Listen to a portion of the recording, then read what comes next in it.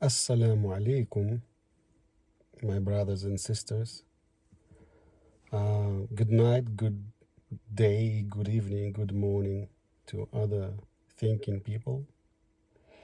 And today is a little bit unusual. I wanted to dedicate some time to some sort of a controversial feature that many Muslims don't seem to know these days. And they seem to take it for granted or have no knowledge about. It's the issue of your land, your home, your country, your citizenship, and stuff like that. So it's very often you hear Muslims that who participate in political actions, in demonstrations, in all kinds of protests, boycotts, and all that kind of stuff. And needless to say, it's disruptive, regardless of the reason. But the main issue with that is not that it's disruptive or interferes with the, with the regular life and stuff like that. The main issue is that many people, many young people especially, they think, well, I'm a citizen of this country, of the United States, for example. And it means that I can now express myself freely in the street, and I live here. It's my land. I can express myself freely, say what I want, whatever I want, whenever I want about the issues, political issues and stuff like that. Well, there are several things that I wanted to remind that, first of all, any Muslim, no Muslim is ever at home in the land where majority of people are disbelievers. Regardless of your passport, you can take your passport and throw it away. It doesn't matter anything in the eyes of the creator, of sustainer, and maintainer of the land and the people where you live.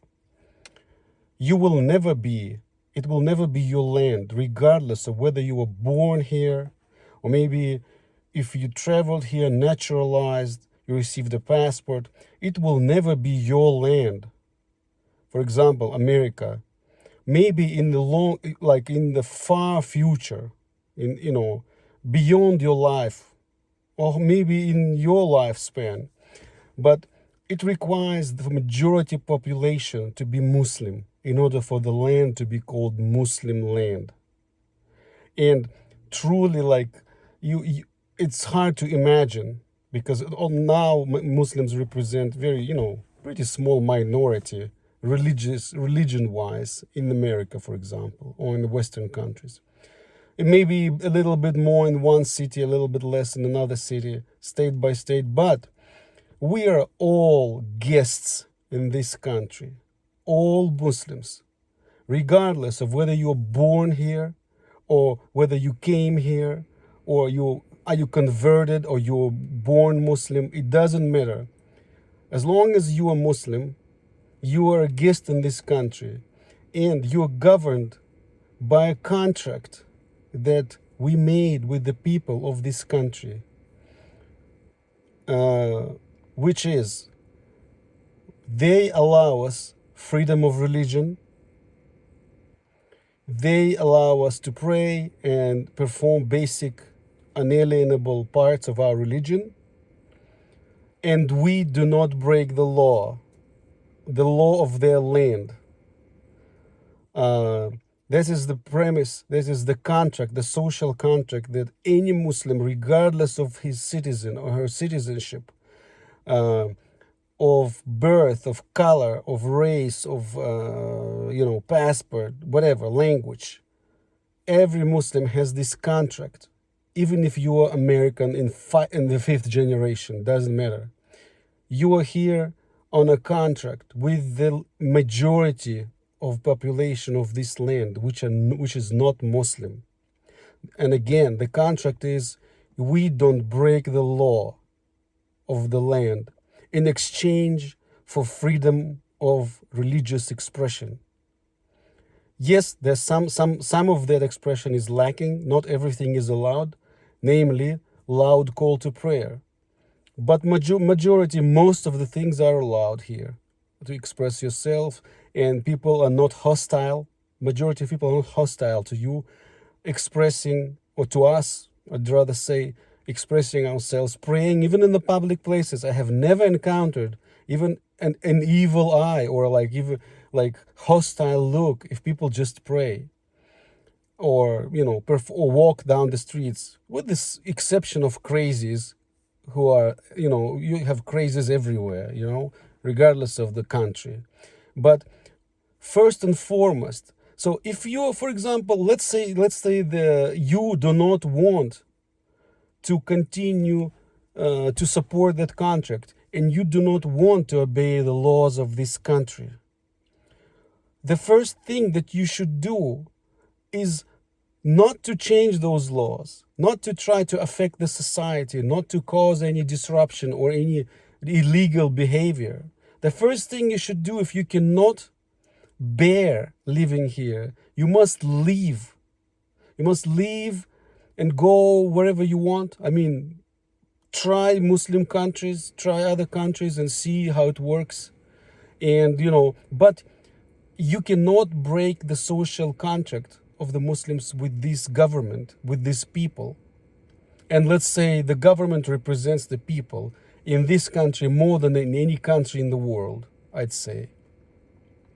So they allow us to pray, they allow us the basic rights, and they grant us social freedom and social equality and justice in most cases, in major part.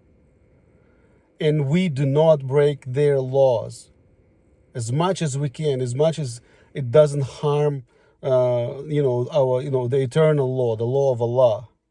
And in most cases, predominantly, majority of cases, it doesn't. No one forces you to drink. No one forces you to take loans on interest. No one forces you to stay with only one woman. You can have, up to 4. You don't have to register them. You can have them as girlfriends. But you must register them with them, Islamically. You must register them as it's, basically marry them based on Islamic law.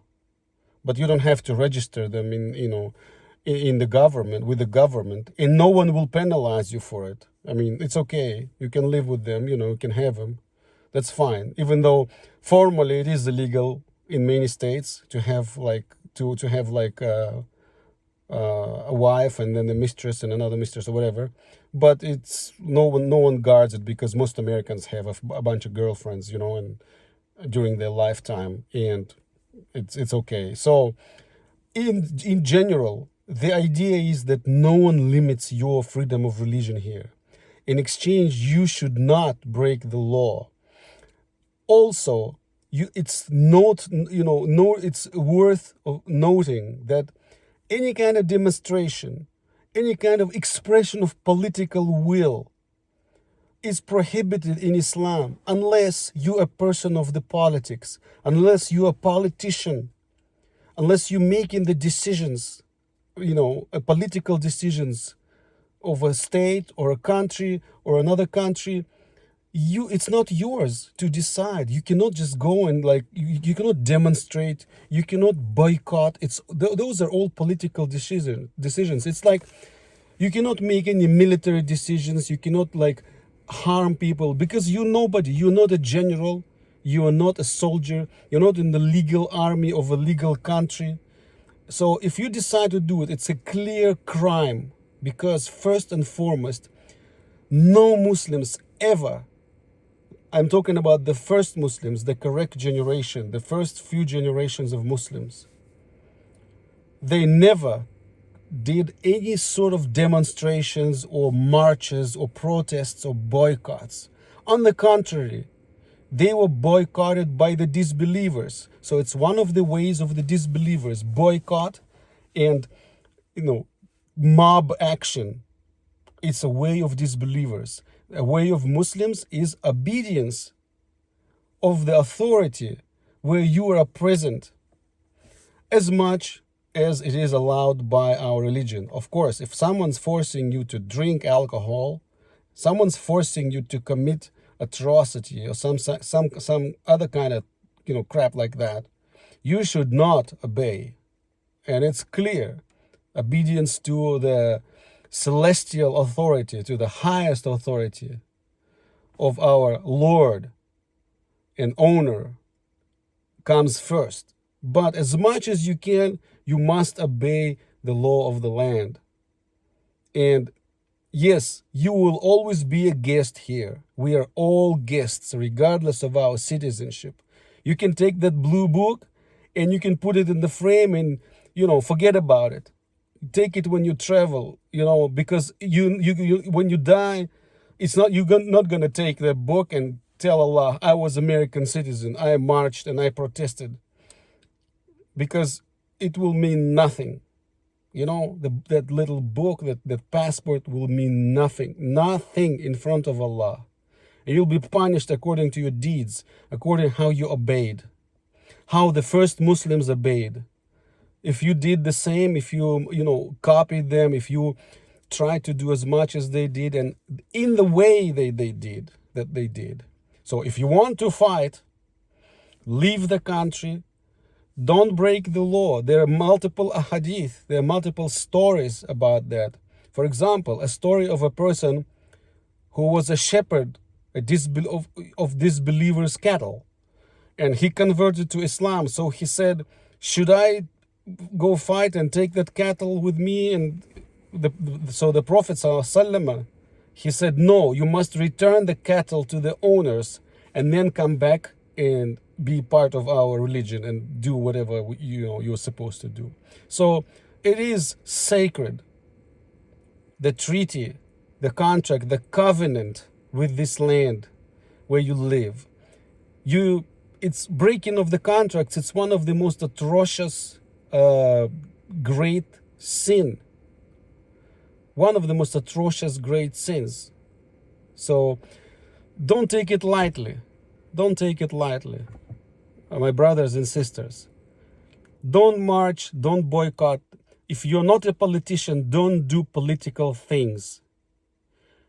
Boycotting, economical boycott, or marching, or protesting, or demonstrating, those are all political actions.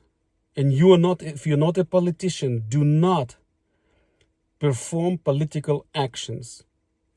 That's my advice to you. Just like because you're not a doctor, don't perform a surgery on someone. If you're not a lawyer, don't go to the court and try give them legal advice. It will be bad. It will get them in trouble and you in trouble. So, with that said, obey the law as much as you can and be thankful. Be grateful to people and people will like you.